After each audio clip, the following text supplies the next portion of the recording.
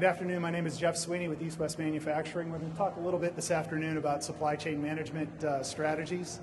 And I'm going to start you off with a quote. This is from a Forbes.com survey of supply chain managers of major U.S. enterprises. 3 out of 4 of them say they've experienced a supply chain disruption from which it took at least a week and as many as 2 months to recover. And with that 75% number in your head, I want to ask you, is your supply chain equally at risk, and have you put all your eggs in the China or any other single basket? First thing we probably should talk about is exactly what is a supply chain. This is something called a source map you can find online. It outlines the major links of a supply chain to build a typical laptop computer in mainland China. You can see there are a lot of links there. It's pretty complex. In the interest of time, we're not going to try to cover something this complex. And we're going to focus a little bit more on the manufacturing and sourcing part of the supply chain. We won't talk about product distribution, order fulfillment, or things like that.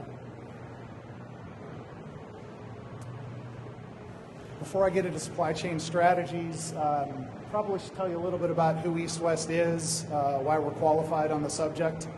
EastWest is a global contract manufacturing company. Our business model is called domestic offshore manufacturing. That means we make products in low-cost parts of the world, China, Vietnam, India. We have a strong domestic presence to support our customers here. And the third word there, manufacturing, is important, and that indicates that's what we do. We're not a broker or a trading company. We actually manufacture the products that we do for our customers. We were formed in 2001, have experience going back to the early 90s, manufacturing in Asia. We sell products to Fortune 100 companies and all the way down to smaller concerns. A little bit about how we're structured, what our organization looks like across the globe. We have customer-facing offices in Atlanta, Georgia, and Antwerp, Belgium. In those offices, we support our customers through engineering support, customer service, accounting, purchase orders, anything you would need to do with respect to interfacing with the customer. We also do product distribution through warehouses, West Coast all the way to Atlanta, Georgia. We have a team of engineering offices in each country that we manufacture in.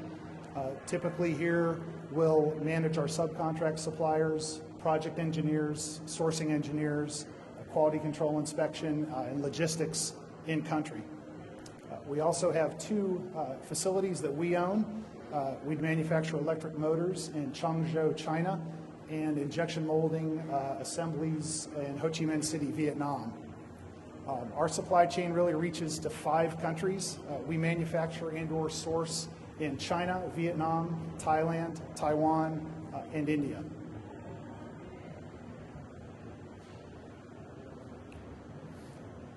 So why should you be concerned about diversifying or strengthening your supply chain? Threats to the supply chain come in many different ways. One you've probably all heard about this year, the tsunami and earthquake that hit Japan. It's amazing the impact that had on supply chains across the world. That tsunami hit on a Friday. Monday afternoon, we had fielded phone calls from at least 20% of our customers asking us if our supply chains were going to be impacted and if they were going to run out of product. One statistic that amazes me, between mid-March and the end of March when this hit, automobile assembly and production in the UK was down 4% in 2 weeks.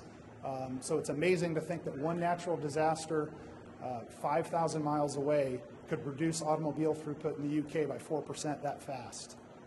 In fact, most developed nations in 2011 attribute some part of their economic slowdown to the after effects of the tsunami and earthquake in Japan, and most supply chains really that depended on that are just now recovering. Second set of concerns would be geopolitical stability.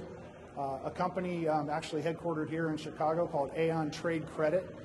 In 2009, they listed 38 countries as high risk to trade disruption due to geopolitical instability.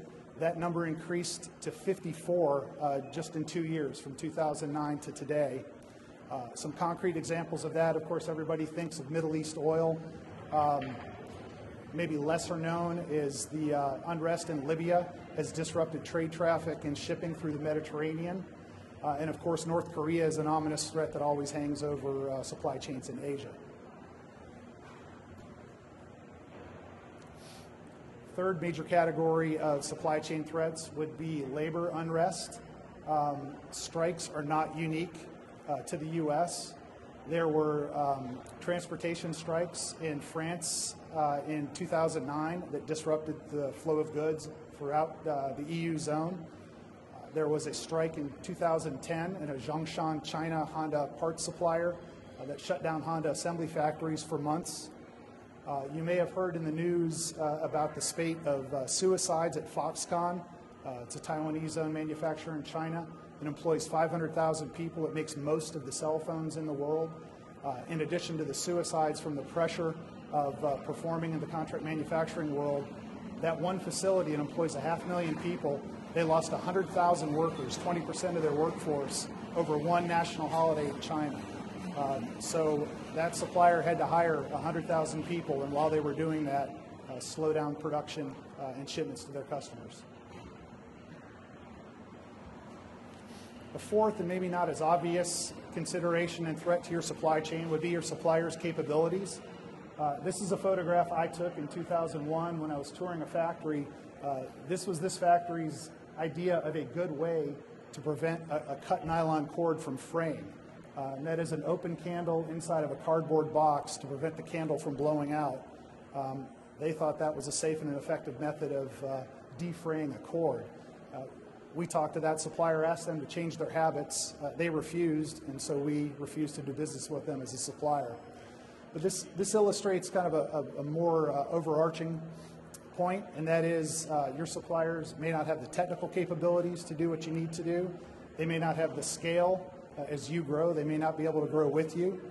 And you want to make sure that with a supplier, you're kind of hitting their sweet spot. You want to be enough of their production to matter to them, but you don't want to be so much that if something happens to them, you're out of luck.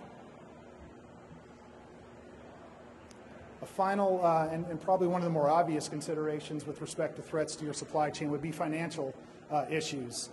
You hear a lot in the news about Chinese currency and the need for it to float. It turns out really 5 years ago, China did let the currency float. It moved from being pegged to from 8.28 renminbi to the US dollar to today it's worth 30% more than that. It is now valued at 6.38. So those who manufacture out of China have seen the cost of their product rise 30% just due to currency changes. Inflation is also rampant in China and other parts of Asia. Typically runs at double digit, especially for housing and food, which ultimately translates to labor costs. And then a third, maybe not as well-known financial impact is China and many countries in Asia raise much of their income through value-added taxes. In China, it runs as high as 17%. They will target refunding VAT to suppliers in industries that they wish to drive exports. So you may see at the whim of the Chinese government to change from focusing on low-cost goods to higher value goods, an increase in your export cost of 17% just through VAT impact alone.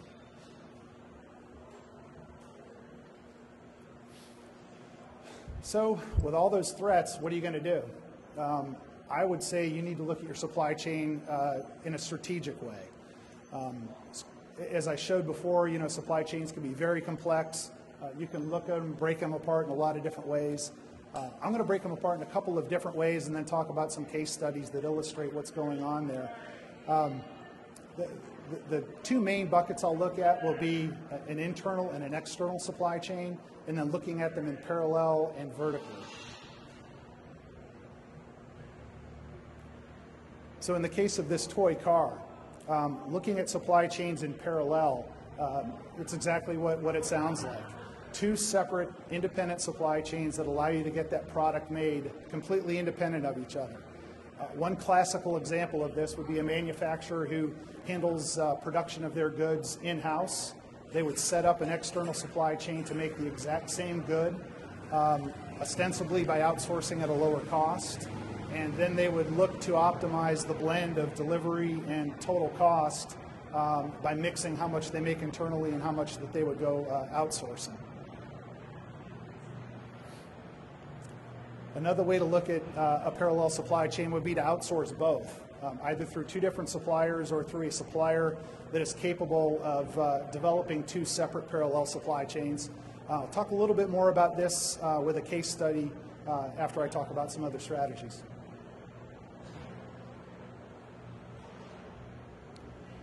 The other way to break apart a supply chain would be to look at it vertically rather than parallel. And vertically simply means you would keep some core competency, manufacture some parts internally, and then you would look to do some outsourcing for components that might not be part of your core competencies. This is a classical way most people get into outsourcing. They may buy a printed circuit board or an electric motor from an outsourced company, build the rest of the product themselves, do the final assembly and testing, and then ship to their customers. In fact, this was really the model that our company was founded on, again, because most people get into outsourcing in this way. Another way, if you're not interested in doing any of the manufacturing yourself, would be to completely outsource production, but do it in a vertical way. And the way this would work is you would look at what value do I add in one country, how do I add value in another or with another supplier, and then figure out the best way to put that together. And I'll talk a little bit about this as well in a separate case study. So when we talk about outsourcing, exactly what does that mean? Most people think outsourcing, they think China, maybe Mexico, but really you can outsource anywhere. You can outsource to a contract manufacturer down the street in the US. You can outsource, of course, to China, Vietnam, India, Mexico. When we look at it, we like to not just look at labor costs. Most people will look at outsourcing and think, let's go to where the labor cost is the lowest. But that doesn't tell the whole picture. We'll typically look at this whole list of criteria. I won't go through them one by one, but certainly they all will impact both the cost and the viability of your supply chain. And one final note I'll leave with you with respect to this slide is just because you see a red area of caution or concern or a weakness with a particular part of the world, that doesn't mean you avoid them. It just means you put in place the right kinds of resources and systems to deal with those weaknesses. You can certainly make product in Vietnam even though they have low technical know-how. You can certainly get product made in the US competitively even though they have high labor costs. And in fact, this is one of the services, one of the first things we'll do with a new client is we'll take a look at their supply chain, map it against the available options, and help them figure out the best way to do it.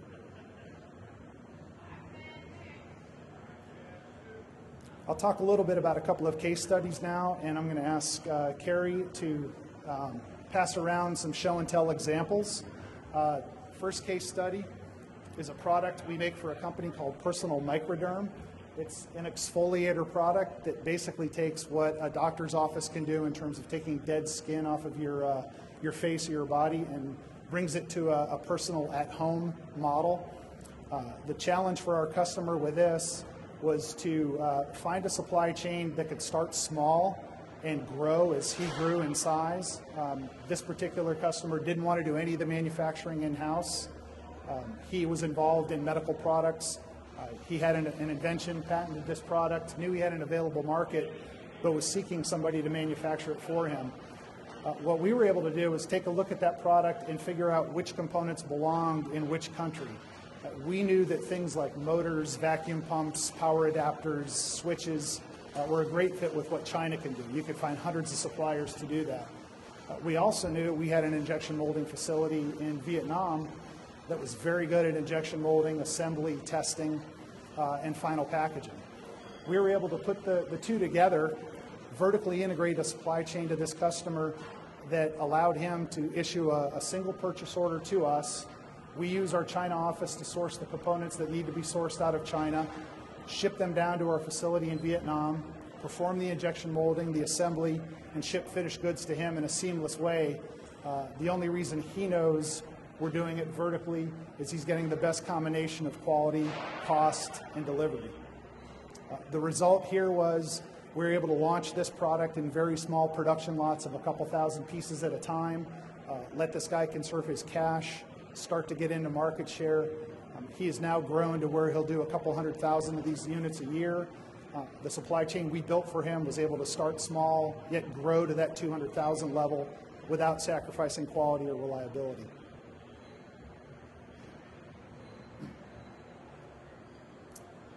Now, a second example, this is a supply chain we opened up for a customer of ours who, again, wanted the product completely outsourced. This kind of assembly, and I'll ask Carrie to pass around some examples of this as well. This particular product is an HVAC condensate pump. It pumps out the condensate that your air conditioner collects as it cools the air in your house. This customer does not want to develop in-house capabilities to make a product like this. They have a core competency that's in another area. They asked us to develop initially a supply chain for them out of China. We were able to go source the critical components. There are circuit boards inside there, motors, floats, controls for the pump. We were able to get that going for them in China at a small scale, a few thousand units at a time. They had huge success with that product line. Quickly got to the point where it became several $1 million a year in strategic value to them. They became known as the pump in the market, kind of redefined their marketplace. I'm going to let him go by so we can hear. And with that success, they came to us and asked for some supply chain redundancy. And in fact, it was such an important product to them that we built our own purpose-built facility in Vietnam. We were able to then find suppliers in Vietnam in a completely independent way for all of the major components that go into this, motors, circuit boards. The only remaining component at all that is shared between the two supply chains is the electric cord, and that actually comes out of Taiwan for both. Just due to some UL listing reasons. So what we were able to do with the customer then is give them 2 redundant supply chains with geopolitical diversity. If something happens in China, they're insured. They've got goods coming out of Vietnam and vice versa. The other thing that a dual supply chain like this gives you is scalability and flexibility. We have suppliers in China who are better at making a couple thousand at a time. Our own factory in Vietnam is better if we're doing shipments of 10 or 20,000, and it just makes it very easy to mix them together to come up with the right number for them.